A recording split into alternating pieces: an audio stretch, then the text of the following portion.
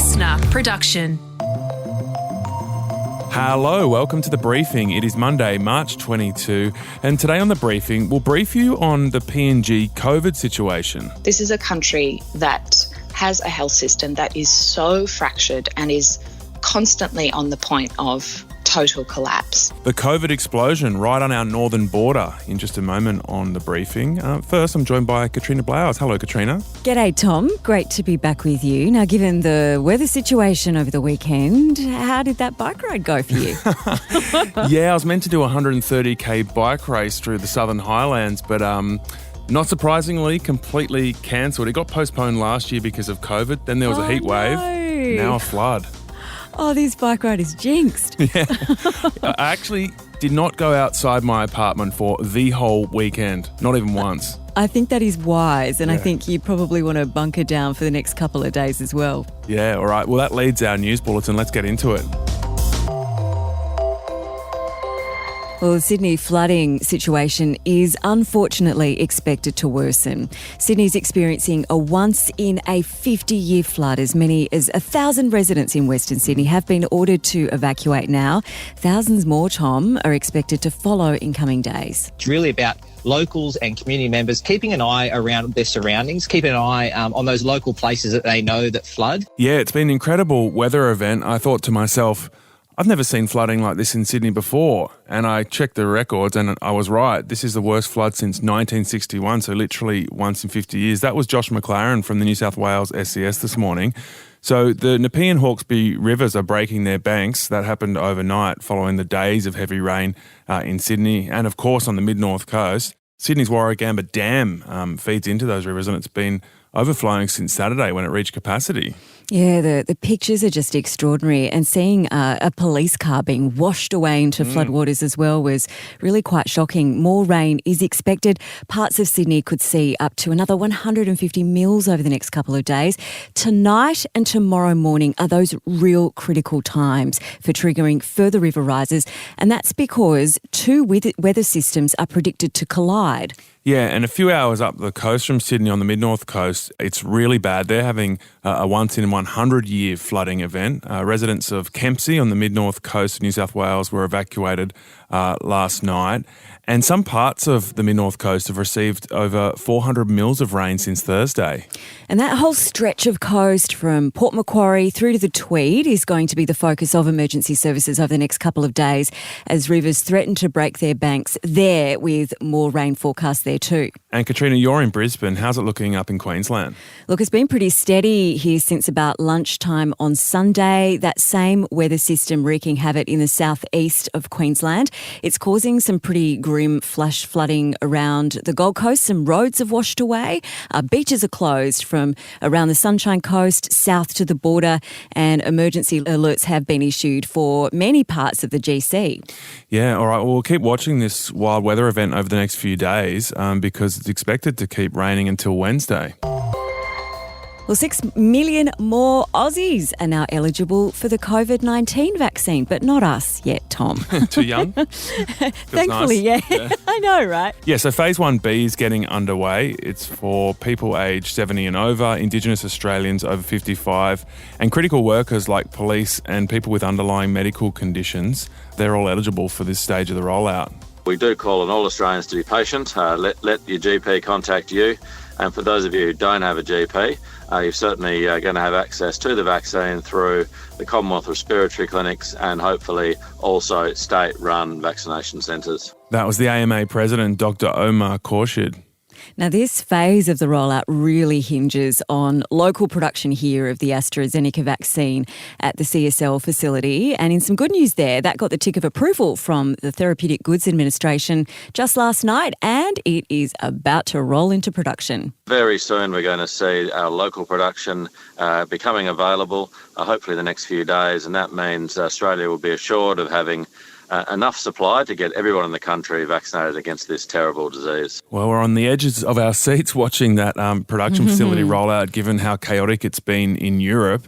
Last week we reported on the AstraZeneca vaccine rollout being paused in Europe over blood clot concerns. And then on Friday, Katrina, most of those European countries resumed their rollout after the European Medicines Association released the results of their investigation that found that people who'd had the vaccine had no greater chance of blood clots than the general population.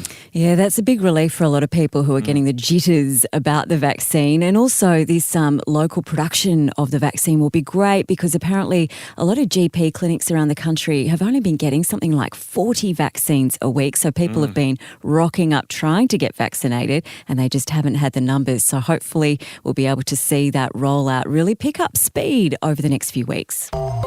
Yeah, and an Australian couple in Myanmar have been stopped from leaving the country and confined to their home. DFAT says they're supporting Matthew O'Kane and Krista Avery, who work in the country as business consultants. And that's after Miss Avery was stopped from boarding a flight on Friday. And she was then ordered to stay at home with her husband. She says she was given no reason why. Yeah, it's a bit of a blow to the efforts of the Australian federal government because they're already trying to help fellow Australian Sean Turnell. He's the academic who was an advisor to Aung San Suu Kyi. He's been locked up along with Aung San Suu Kyi since the military took over the country last month. It is just such a devastating situation to watch, isn't it, Tom? Protests against last month's coup have continued. Some of them have been without people. They've just been putting placards in place because they've been fired upon with not just rubber bullets but live rounds of ammunition. Around 247 protesters now believed to have been killed since that coup began. Yeah, it's devastating after that country had so much hope years ago when Aung San Suu Kyi was released after doing many years under house arrest and was moving the country towards democracy. It just seems to be turning to absolute chaos, deadly chaos, unfortunately. All right, thanks, Katrina. We'll catch you again tomorrow. Jan Fran's going to join us as we look at the situation unfolding just to our north in Papua New Guinea.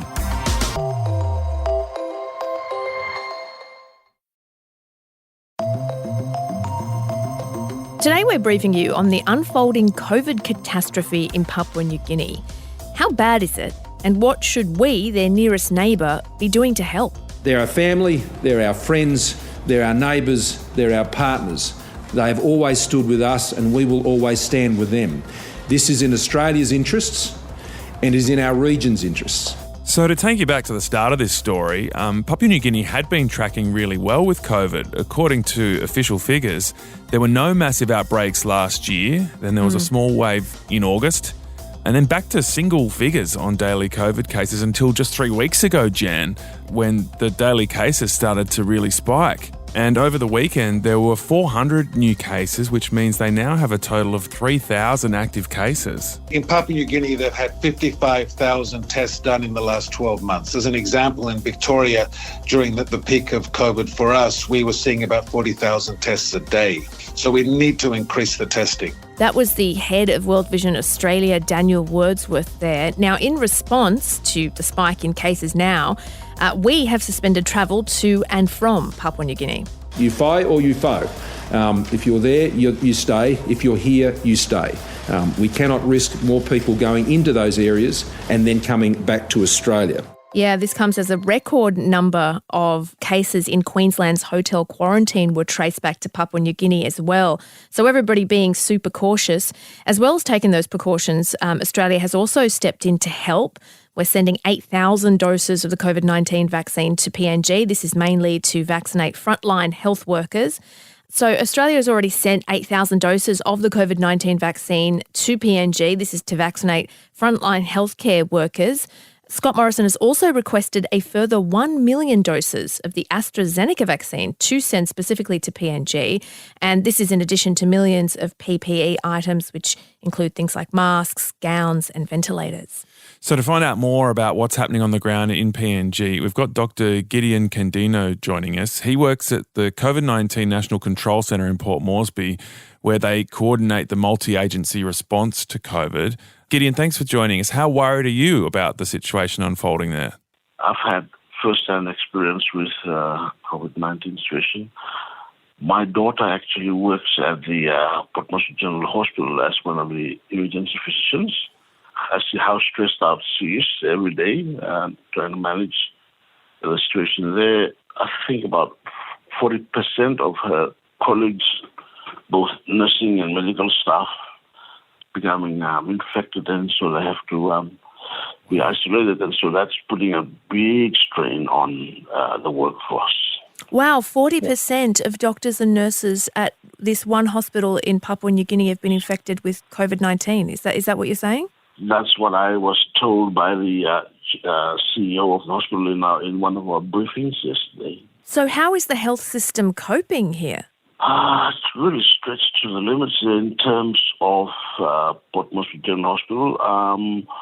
I believe our second largest hospital in our largest province in population size was either shut down or closed to emergencies last week while they reassess themselves.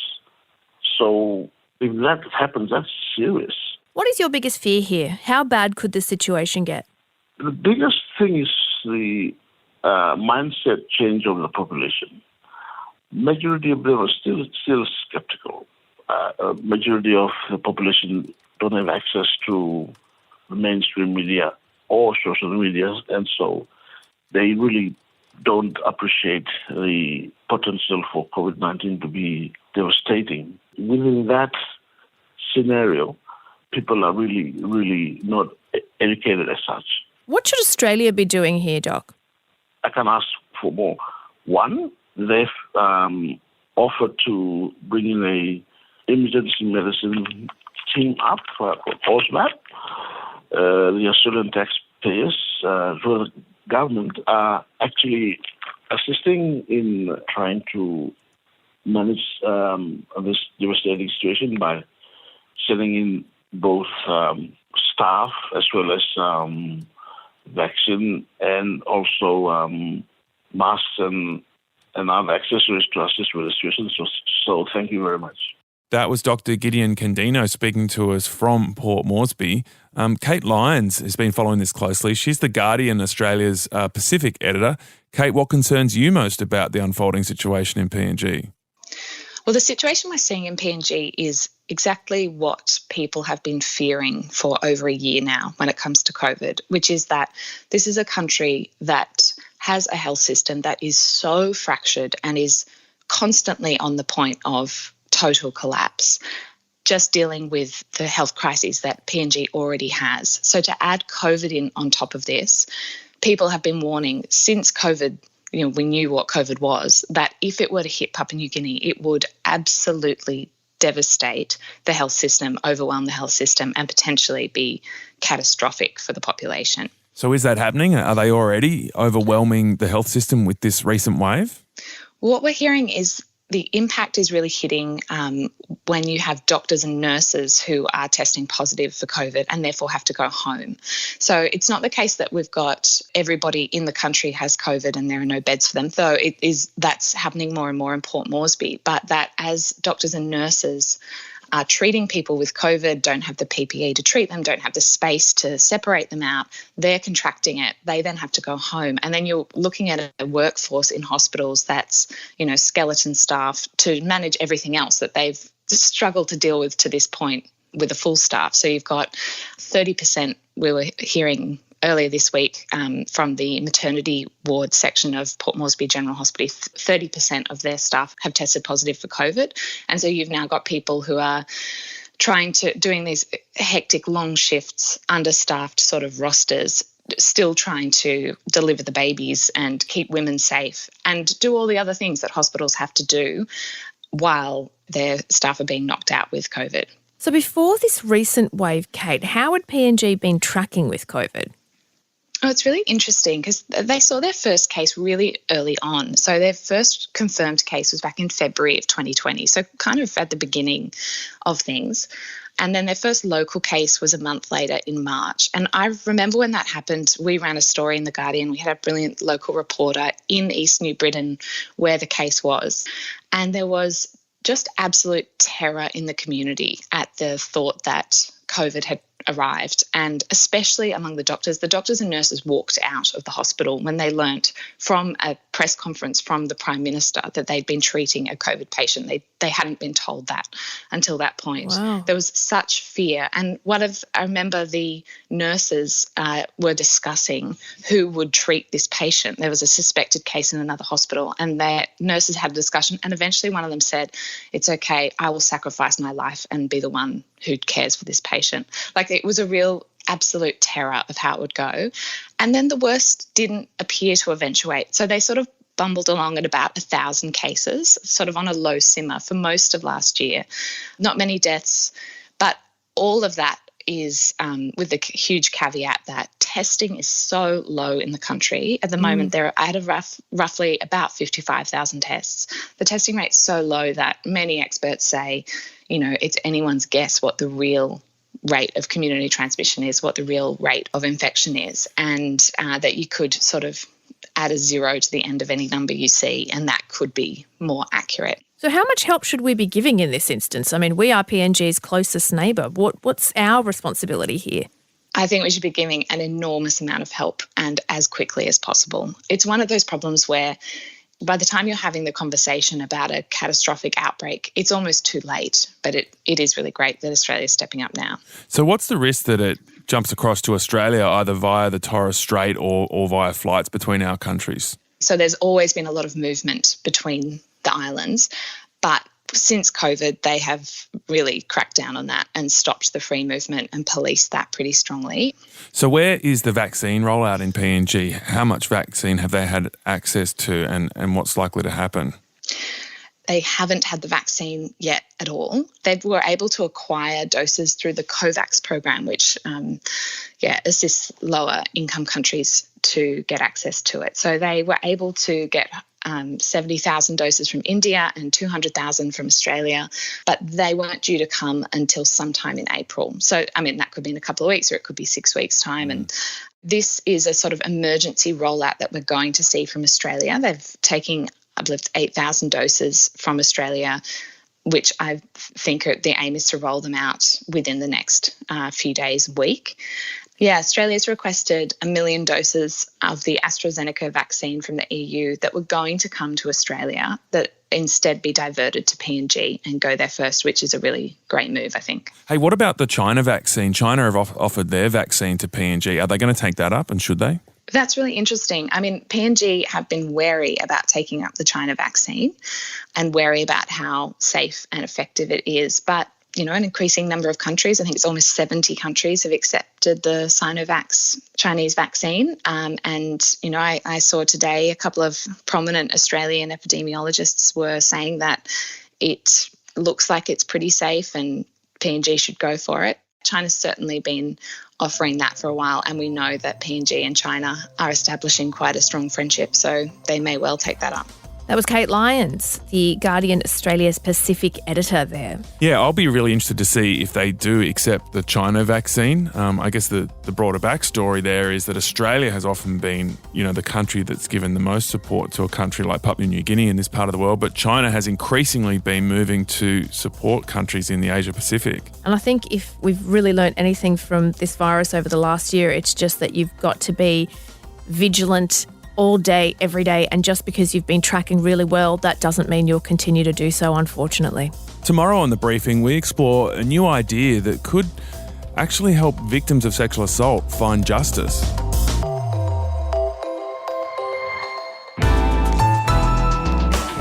Listener.